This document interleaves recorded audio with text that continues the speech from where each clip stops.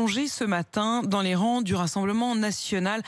Des rangs à la peine. Déception des militants, 0 région pour le parti de Marine Le Pen qui espérait gagner au moins 1, voire 3 régions. On en est bien loin. Les scores des différents candidats des partis d'extrême droite vont se traduire par un recul de la présidence du Rassemblement national dans les exécutifs régionaux. Alors après cet échec, le Rassemblement national veut dès maintenant tourner la page et ouvrir celle de la campagne présidentielle. Reportage signé ce matin Cyprien Pézeril avec Pierrick Bonneau et Rémi Inc.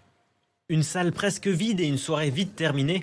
Au QG de Thierry Mariani, cet échec douche l'espoir de Josy. Quand je vois tout ce qui se passe là, j'ai plus rien envie de faire. J'ai tout donné pendant des années, on a tout donné. Et maintenant, je baisse un peu les bras, quoi. Je ne sais même pas si je vais voter pour 2022. Pourtant, en tête au premier tour comme en 2015, le RN n'arrive toujours pas à remporter l'élection en PACA. Constat amer que dresse Thierry Mariani. Le changement que tant attendaient n'aura pas lieu. Je prends bien sûr ma part dans cette défaite et je l'assume. Et au siège du Rassemblement national à Nanterre, les quelques militants présents cherchent des explications. La forte abstention, bien sûr, le RN, victime selon eux du Front républicain aussi.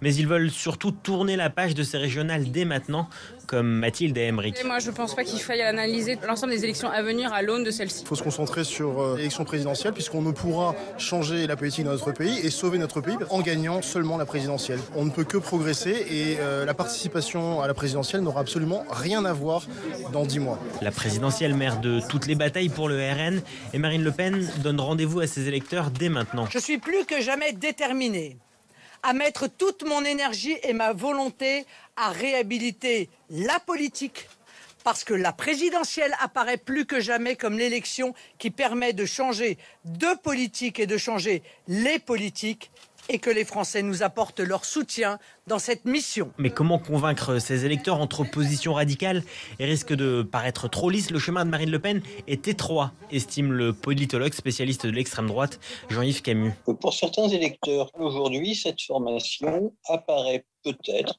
comme ayant trop cherché à composer avec ce qu'on appelle le système. Le problème, c'est que transgresser, Jean-Marie Le Pen l'a fait. Ça a valu au Front National une forme d'ostracisme qui ne lui a jamais permis d'arriver au pouvoir. Se normaliser, ça ne marche pas non plus. Alors la voie est extrêmement étroite. Et pour déterminer la ligne à tenir en 2022, le parti se réunit en congrès à Perpignan sans attendre dès la fin de semaine.